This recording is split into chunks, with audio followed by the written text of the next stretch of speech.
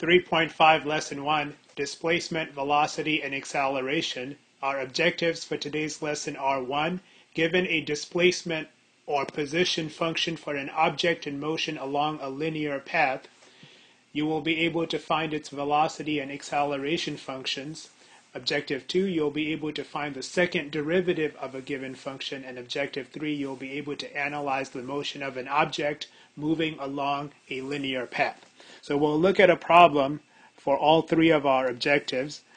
Objective 2, we will understand what we mean by a second derivative in the context of our word problem. Vocabulary for today: displacement or position function, velocity, speed, acceleration, and second derivative. For our first and third objectives, we begin with number 5. An object moves, as in problem 3, with displacement x given by x is equal to negative t cubed plus 13t squared minus 35t plus 27, where x is measured in feet and t is measured in seconds. Find equations for the velocity and the acceleration. Part B, find the velocity and acceleration at these times. At each time, state whether x is increasing or decreasing, at what rate, and whether the object is speeding up or slowing down, how you decided. And part C, at what times in the interval from 0 to 9 is x a relative maximum? Is x ever negative if t is in this interval? Before we get started with the problem, we need to understand how the object is moving. It is actually moving along a linear path. We will say it's moving along the x-axis, and I will go ahead and draw the x-axis here at the bottom of the screen. And we're going to have 0 on the x-axis. And I've scaled the x-axis as you see here. So this object is moving along a linear path. In our case here, the x-axis. And the position of the object is given by this function as a function of time. So what I've done here is I've entered this function into Desmos, and here I have time values. So I should have really made this t, and I should have made this a function of time, as we have here. So you can change x to t. That's all I wanted to state. Okay, but here's what we have. So this basically tells us where on the x-axis the object is at a particular time. That's what this function is all about. It tells us where on the x-axis our object is at different times. So for example, at time is equal to 0, the object is at 27 on the x-axis. So that would be about here. So I'm not going to draw my graph on the x-axis, but I'll draw it slightly above the x-axis, and you'll see why. But it's moving along the x-axis. So at time is equal to 0, the object is at x is equal to 27. So this is at time is equal to 0. 1 second later, the object is at x is equal to 4. So it would actually be about here at t is equal to 1. 2 seconds after it starts moving, it is at t is equal to 2. The position of the object is at x is equal to 1. And then 3 seconds after it moves, it's at t is equal to 3. The position is at x is equal to 12. So that'd be about here. So if you trace the movement of the object, it starts here at time is equal to 0, it goes to the left, and then it turns around and moves towards the right. And then at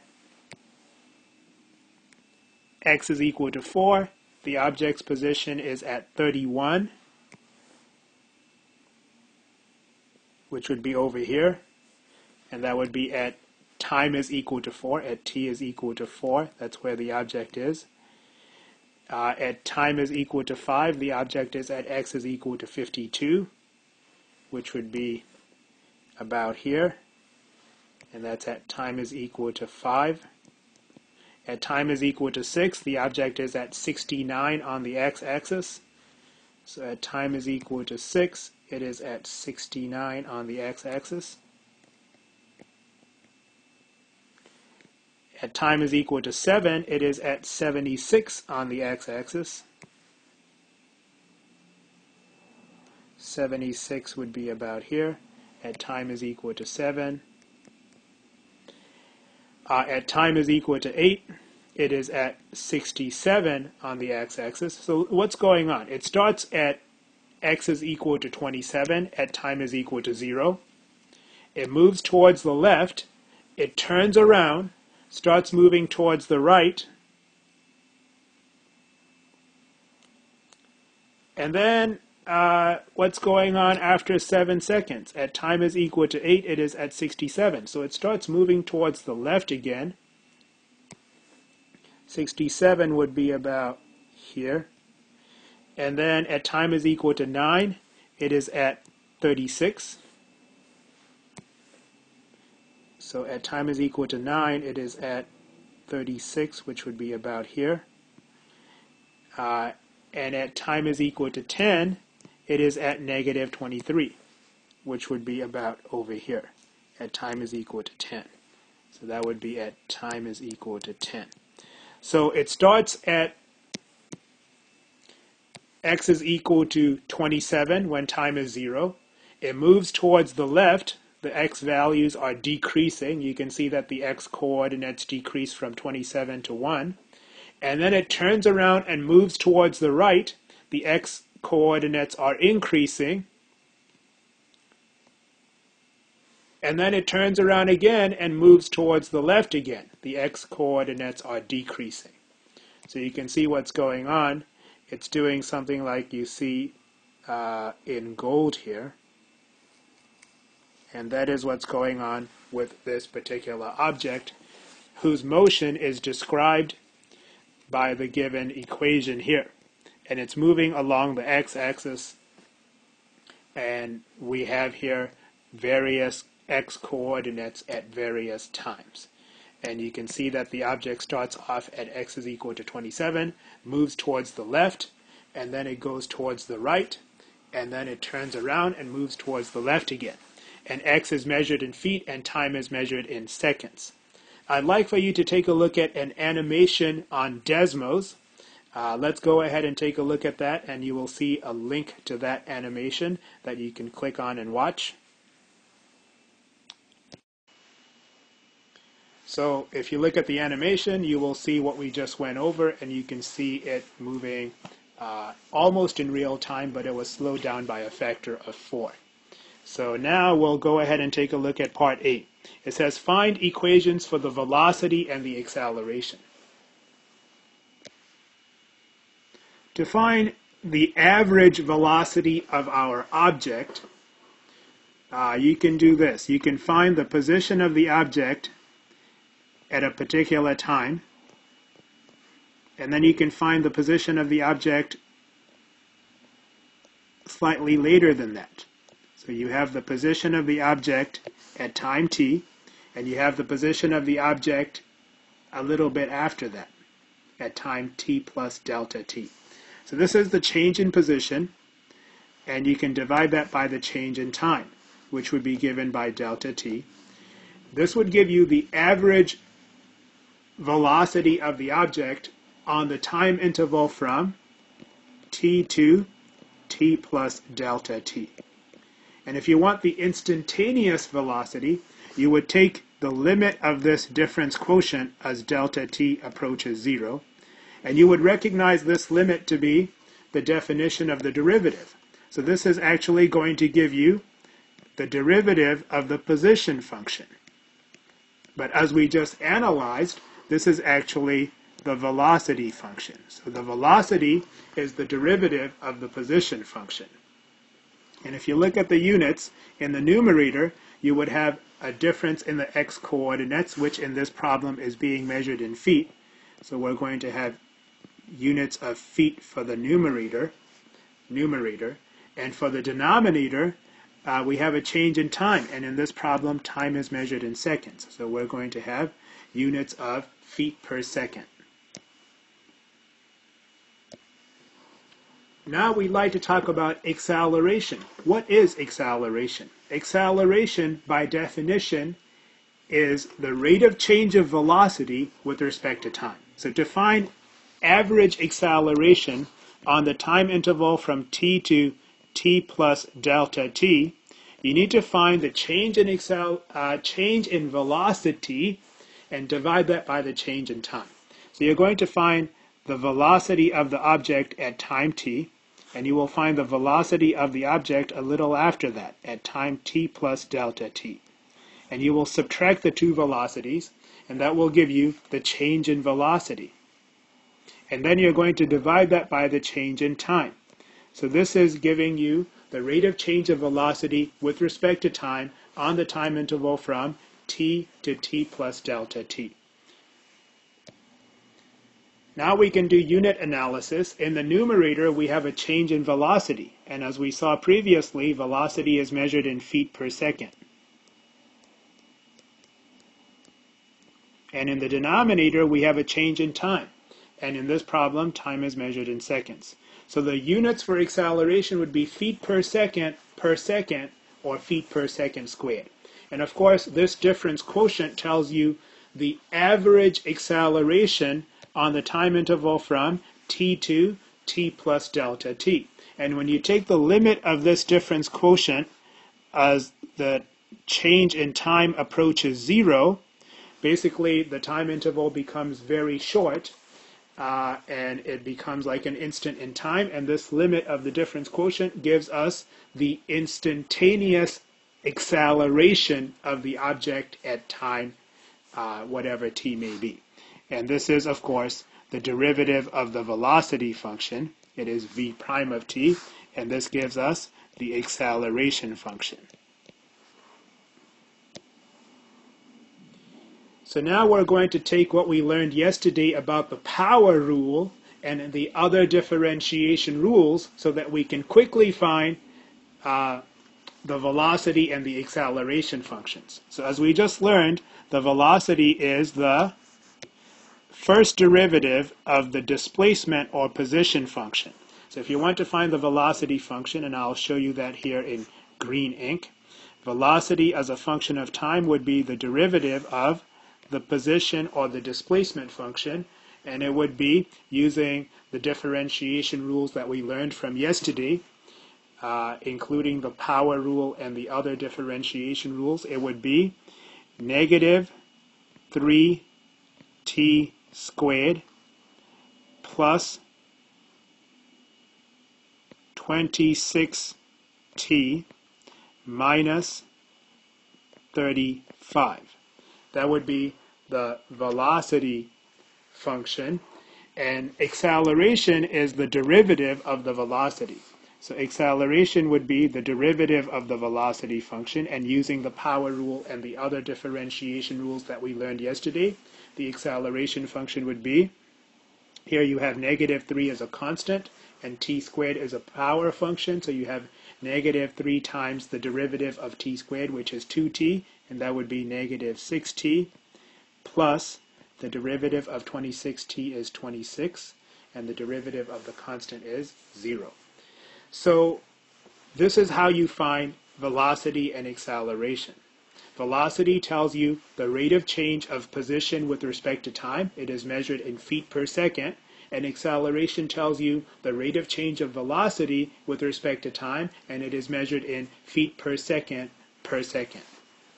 And of course, we found these using the power rule and the other differentiation rules that we learned previously. One thing that I'd like to point out is this. You can see that the velocity is the derivative of the position function, and acceleration is the derivative of the velocity function.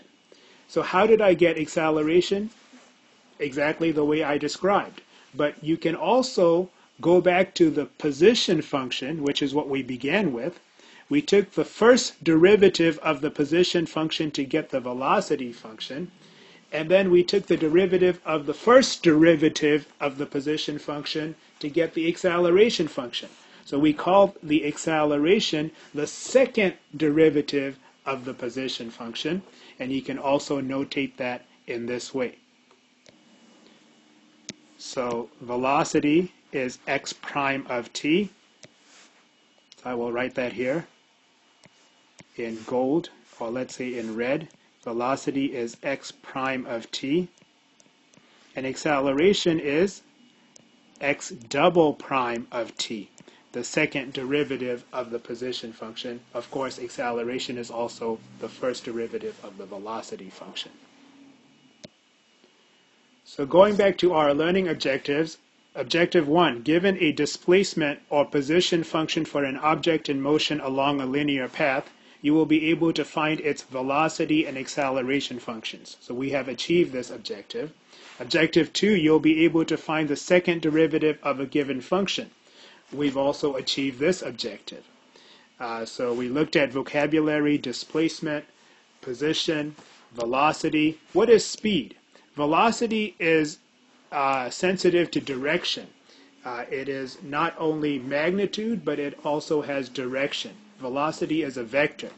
Speed, on the other hand, has we don't consider direction, we just consider the magnitude. So speed is the absolute value of velocity. With speed, we don't care if it's moving to the right or if it's moving to the left.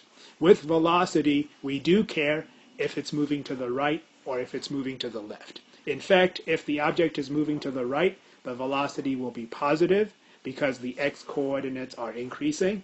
And if the object is moving to the left, the velocity will be negative because the x coordinates are decreasing.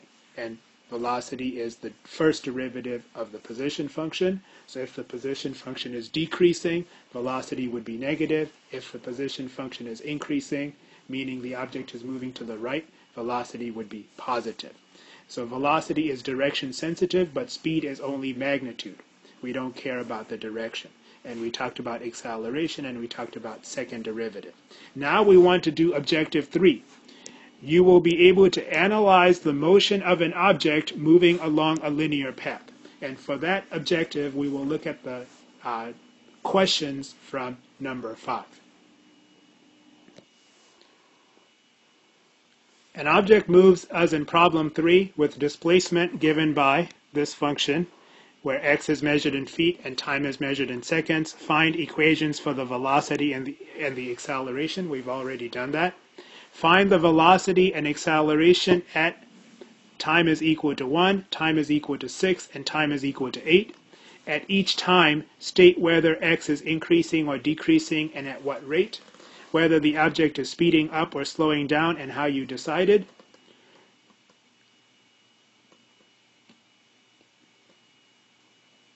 So that's objective 3. We want to analyze the motion of our object. We want to know whether it's moving to the right or to the left. That's what is meant by whether x is increasing. If the x coordinates are increasing, the object is moving to the right.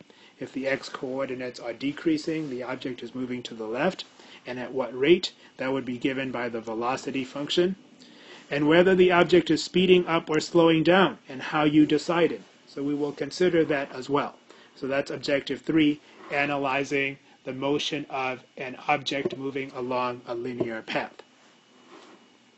And in part C, we have at what times in the interval from 0 to 9 is x a relative maximum? Is x ever negative if t is in this interval? So what is meant by at what times in the interval from 0 to 9 is x a relative maximum? You can see that over here along the path of the object, on the time interval from 0 to 9 seconds, the object is furthest to the right. So the object is furthest to the right, and the x coordinate of the object would be what we call a relative maximum at that time. That is what is meant by part C. And that's going to happen when the velocity is equal to 0.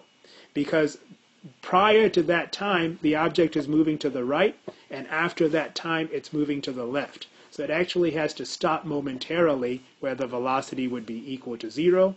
Prior to that, the object is moving towards the right, so velocity would be positive. And after that, the object is moving towards the left, so velocity would be negative. And the object would have a relative maximum for x at that time, which is going to be around 7 seconds. We can find exactly by setting velocity equal to 0. So I'm going to do all of this later today, and I'm going to go ahead and have this lesson up on YouTube, and you can watch it, but that's the end of class for now. So this is we're not done with the lesson. I have to complete parts B and C, and I'll do that, and either it will continue from this point forward, or you will have another lesson which will be like part 2 of what we just did. So let's look at part B. Find the velocity and acceleration at time is equal to 1, time is equal to 6, and time is equal to 8. Well, to find the velocity and acceleration at each of those 3 times, it's as simple as evaluating the velocity and the acceleration functions that we found at each of those 3 times. So I entered the velocity function into Desmos, and I entered the acceleration function into Desmos. The graph of the velocity function is in red, it's the parabola, and the graph of the acceleration function is in blue, and it's the line. So for part B of number 5, find the velocity at time is equal to 1, time is equal to 6, and time is equal to 8. So I evaluate the velocity function at each of those 3 times. And you can see my table here from Desmos. At time is equal to 1, the velocity is negative 12. And what would be the units of the velocity? As we saw earlier in the lesson, the units of the velocity would be in feet per second. So that's what we have for the velocity of the object at time is equal to 1. So how do we interpret this? Velocity is the rate of change of position with respect to time. It is the derivative of the displacement or the position function. And because the derivative is negative at this time, that means the displacement or the position function is decreasing, which means the x values are getting smaller. So at time is equal to 1, the object is moving towards the left. And you can make that observation with our work earlier. At time is equal to 1, the object is moving towards the left. Velocity is negative because the object is moving towards the left, and the x coordinates are decreasing. Because the x coordinates are decreasing, the derivative of x is negative. Velocity is negative at time is equal to 1. At each time, state whether x is increasing or decreasing and at what rate. As we discussed, at time is equal to 1, x is decreasing at a rate of 12 feet per second. The velocity is negative 12 feet per second, so x is decreasing at a rate of 12 feet per second. And you would do something similar for the other 2 times. At time is equal to 6, what's going on? You can look at the table of the velocity function. At time is equal to 6, the velocity would be positive 13 feet per second. And because the velocity is positive 13 feet per second at time is equal to 6, that means the position function or the displacement function is increasing because its derivative is positive. So at time is equal to 6, what's going on? X is increasing at a rate of 13 feet per second. So the x coordinates are getting larger, which means at time is equal to 6, the object is moving to the right. Why? Because the x coordinates are increasing, so the object is moving to the right, which means the velocity is positive. Going back to our work from earlier, you can see that at time is equal to 6, the object is moving towards the right. The x-coordinates are getting larger, and therefore the object is moving to the right. The x-coordinates are increasing, so the derivative of the displacement function, the velocity function, is positive at time is equal to 6. We will now do the same analysis for time is equal to 8. You can see from our table that at time is equal to 8, the velocity is negative 19 feet per second. Because at time is equal to 8, the velocity of the object is negative, that means the position function is decreasing. Remember, when the derivative of a function is negative on a time interval, the function, the original function, is decreasing on that time interval. So at time is equal to 8, the derivative of the position function, the velocity function, is negative 19 feet per second. So the position function, telling you the position of the object on the x-axis, is decreasing at a rate of 19 feet per second. Let's look at our work from earlier, and we will see that the object at time is equal to 8 is moving towards the left. If you evaluate the position function at time is equal to 8, you'll get 67. So this is where the object is at time is equal to 8, and you can see that at that time the object was moving towards the left, as shown by my green arrow that I just sketched. And because the object is moving towards the left, the x-coordinates given by this displacement function are decreasing. And because the x-coordinates are decreasing, the derivative of this function, which is the velocity function, is negative, and the value of the derivative at time is equal to 8 tells you the rate at which the object is moving towards the left. At that instant in time, at time is equal to 8 seconds, the object is moving towards the left at a rate of 19 feet per second. So let's take a look at the graph of the velocity function. And you can see that on the time interval from 0 to about 1.667 seconds, the graph of the velocity function is below the horizontal axis. And for those values of time, the velocity is negative, which means the object initially moves towards the left until time is equal to 1.667 seconds. And then from 1.667 seconds to 7 seconds, the velocity is positive. And you can see that the graph of the velocity function is above the horizontal axis for those values of time. And because the velocity is positive from 1.667 seconds to 7 seconds, the object is moving towards the right on the x-axis for those times. And then at 7 seconds, the velocity is 0, which means it stops momentarily, and then it changes direction because the velocity after that is once again negative after 7 seconds, and it's moving once again to the left. So that's how you understand what's going on with the direction of movement. When the velocity is negative, the object is moving towards the left. The x values, the x coordinates are decreasing. When the velocity is positive, the object is moving towards the right. The x coordinates are increasing. And once again, after 7 seconds, the velocity is negative. The object is moving towards the left, and the x coordinates are decreasing once again. The next thing that we want to think about is what's going on with the speed. But before we do that, let's go back to the first part of part B. Find the velocity, which we already did, and the second part of that was find the acceleration at the 3 times, 1, 6, and 8 seconds. So it's easy enough to find the acceleration at these 3 times. We just take our acceleration function that we found and evaluate the acceleration function at 1, 6, and 8 seconds. So the acceleration at time is equal to 1 is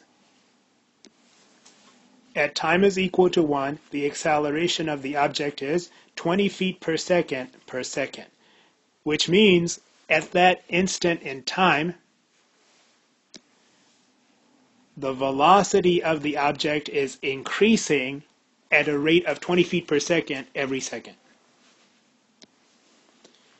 At time is equal to 6, the acceleration of the object is negative 10 feet per second, which means at that time, at time is equal to 6, the velocity of the object is decreasing at a rate of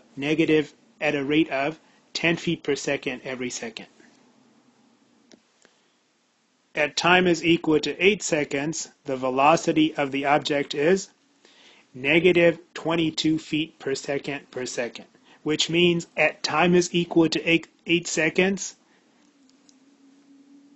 I meant to say at time is equal to 8 seconds, the acceleration of the object. At time is equal to 8 seconds, the acceleration of the object is negative 22 feet per second, which means at time is equal to 8 seconds, the velocity of the object is decreasing at a rate of 22 feet per second every second. So we've just done part B for the first bullet. Find the velocity and acceleration at time is equal to 1, at time is equal to 6, and time is equal to 8. At each time, state whether x is increasing or decreasing and at what rate. The next part is what we want to think about now. There is a concept that you need to understand about speed. And you want to determine at least 3 times, 1, 6, and 8 seconds.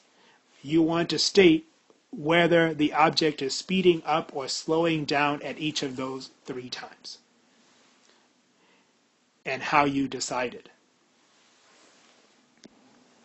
Here's a concept that you need to understand. As the object is moving towards the left, it could be speeding up or it could be slowing down.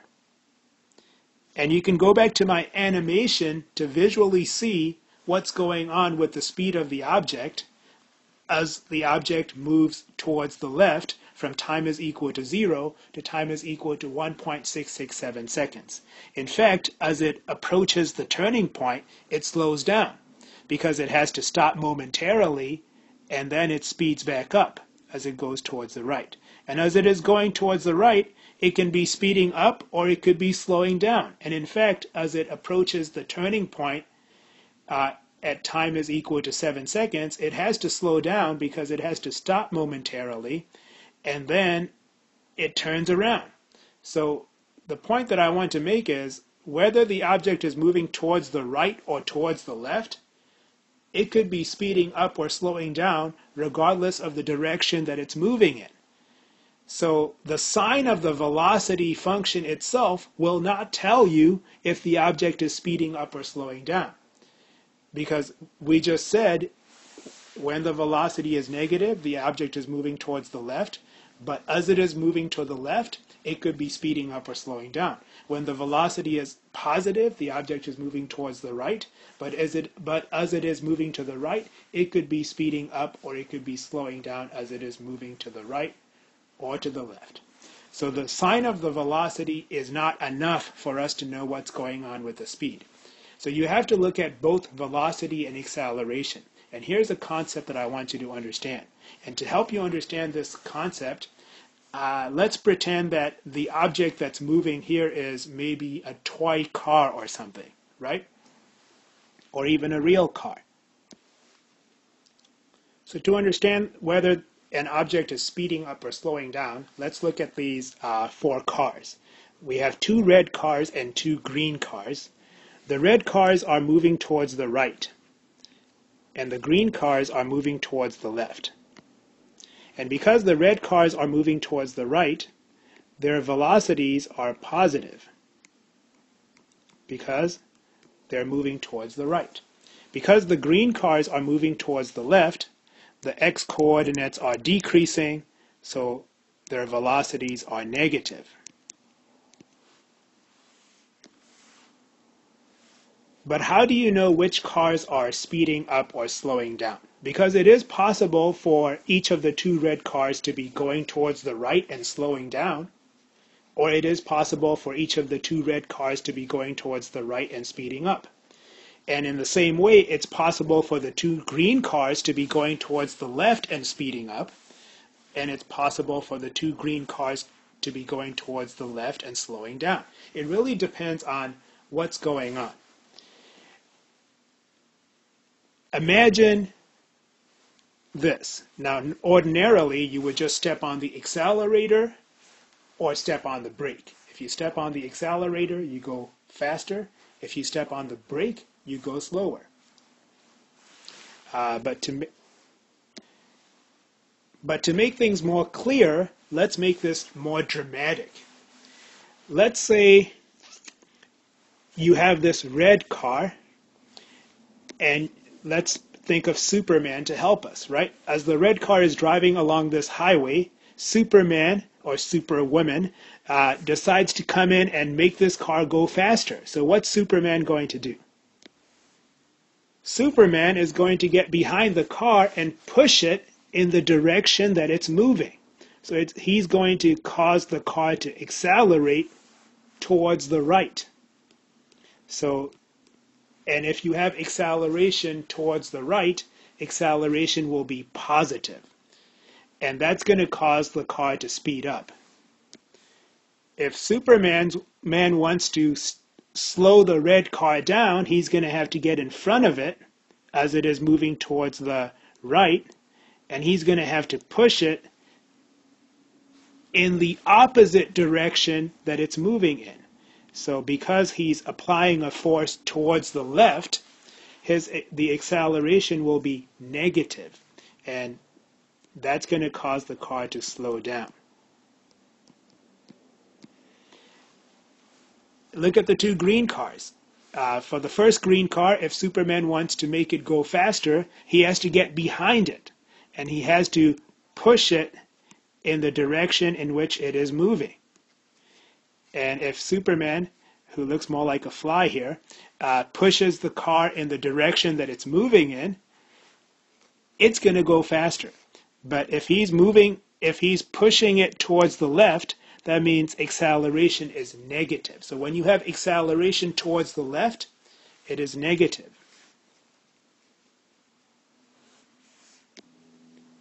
If Superman wants to slow down the second green car, he has to get in front of it, and he has to push it opposite the direction that it's moving. So he's going to cause it to accelerate towards the right. And if you have acceleration towards the right, acceleration would be positive. So what you want to understand from this is if you have an object that's moving in a particular direction and you push it in the direction that it's moving in, you're going to make it go faster. If you have an object that's moving in a particular direction and you push it against the direction of motion, it's going to slow down. And we have these four possibilities. The object could be moving towards the right, and you push it towards the right. It's going to go faster in the first case. The object could be moving towards the right, and you push it towards the left. It's going to slow down. The object could be moving towards the left, and you push it towards the left. It's going to speed up.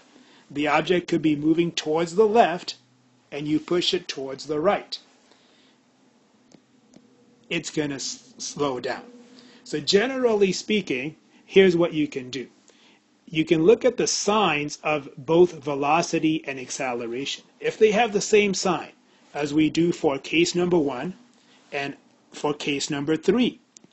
In case number 1, both velocity and acceleration are positive. The object is moving towards the right, and we're pushing it towards the right, so it's going to go faster. And in the third case, the object is moving towards the left, and we're pushing it towards the left, so it's going to go slower. It's going to go faster. Let me repeat what I said about the third case. In the third case, the object is moving towards the left, and we push it towards the left, so it's going to go faster. So in both case 1 and case 3, the object is speeding up. And an easy way to tell if an object is speeding up or not is by comparing the signs of velocity and acceleration. If they have the same sign, they're both positive, or they're both negative, then the object speeds up. If they have opposite signs, one is positive and the other is negative, as we have for case 2, or as we have for case 4, then the object is slowing down. And you can see a summary of what we just said. So if you have positive velocity and positive acceleration, the object is speeding up. If you have negative velocity and negative acceleration, the object is also speeding up. But if you have different signs for velocity and acceleration, the object would be slowing down. So when you're doing part B of number 5 and you want to know whether the object is speeding up or slowing down, all you have to do is look at the signs of the velocity and the derivative, and the velocity and the acceleration. If they have the same sign, the object is speeding up. If they have opposite signs, the object is slowing down. So at time is equal to 1, the velocity is negative and the acceleration is positive. So the object is slowing down. At time is equal to 6, the velocity is positive and the acceleration is negative. So the object is slowing down because velocity and acceleration have opposite signs. At time is equal to 8 seconds, the velocity is negative and the acceleration is negative. So the object is speeding up because the velocity and acceleration have the same sign. Furthermore, because at time is equal to 1, I know the object is slowing down. The velocity is negative, so it's going to the left and it's slowing down because we have a force applied opposite the direction of motion. At time is equal to 6 seconds, the velocity is positive, so it's going towards the right, but the acceleration is applied in the opposite direction, causing the object to slow down. At time is equal to 8 seconds, the velocity is negative, so it's moving towards the left. Acceleration is applied in the direction of motion, so causing the object to speed up. And let's look at what's going on at those 3 times with the motion of our particle. 1, 6, and 8 seconds. Slowing down at 1, slowing down at 6, and speeding up at 8. So when you look at what was going on with our object, we start at x is equal to 27 at time is equal to 0. And here at time is equal to 1, it's moving towards the left, but it's slowing down because it's approaching the turning point. So it has to slow down before it changes direction. And at time is equal to 6, it's moving towards the right, but it's slowing down because it's approaching the turning point, so it has to slow down. And then at time is equal to 8, it's moving towards the left, and it is speeding up because it just came out of the turn. Now we look at part C. At what times in the time interval from 0 to 9 is x a relative maximum? Is x ever negative if t is in this time interval? So we look at our position function, and here's the table for our position function. And it looks like that on the time interval from 0 to 9 seconds, if you look at the x coordinates, they all appear to be positive. So it seems like x is not negative on this time interval. Is x ever negative if t is in this time interval? It doesn't seem that way. And you can see what's going on with our object. It starts at time is equal to 0 at x is equal to 27. It moves towards the left. It doesn't go beyond the origin. It turns around and moves towards the right. And then at time is equal to 7, it turns around, it goes towards the left. And at time is equal to 9, it is at an x coordinate of 36. The first part of the question is, at what times in the interval from 0 to 9 is x a relative maximum? In other words, is there a time between 0 and 9 seconds at which you have the largest x coordinate for the object's position? When you look at how the object is moving, it starts at x is equal to 27, but then the x coordinates are actually decreasing, and then at about time is equal to 1.667, it turns around and the x coordinates increase, and then it reaches the largest x coordinate at time is equal to 7. So that would be the relative maximum that we're looking for, and then it starts moving towards the left and the x coordinates are decreasing. Again, the question is asking at what times between 0 and 9 is x a relative maximum? And here's how you can find that. You can look at what's going on with the velocity function to see where you are going to have a relative maximum of the position function. Relative extrema occur only at what we call critical numbers, which is where the velocity function is either equal to 0 or undefined.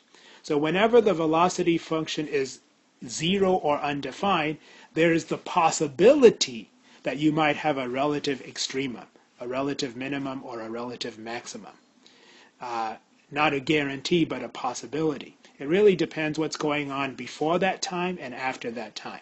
So look at what's going on at time is equal to 7 seconds. Prior to that, the velocity function is positive, as you can see by the graph of the velocity being above the x-axis, which means the object is moving towards the right. And then after that, the velocity function is negative, as you can see by the graph of the velocity function being below the x-axis, which means the object is moving towards the left. So at time is equal to 7, the object reaches what we call a relative maximum for the x coordinate. It's as far as to the right as it can go around those time values, but around time is equal to 7 seconds. The opposite is happening at time is equal to 1.667 seconds. Prior to that, the velocity function is negative, so the object is moving towards the left. And then after that, the velocity function is positive, so the object is moving towards the right. So at time is equal to 1.667, the object is as far as it can be to the left for time values close to 1.667, and we call that a relative minimum. So relative extrema occur only at critical numbers, which are defined to be where the velocity is equal to 0 or undefined. So when you have a critical number, there is the possibility that you might have a relative maximum or a relative minimum. And at x is equal to 7, which is a relative maximum, the position of the object at that time is 76. So the object at time is equal to 7 is at x is equal to 76. So we just looked at objective 3. We analyzed the motion of an object moving along a linear path. And prior to that, we had done objectives 1 and 2.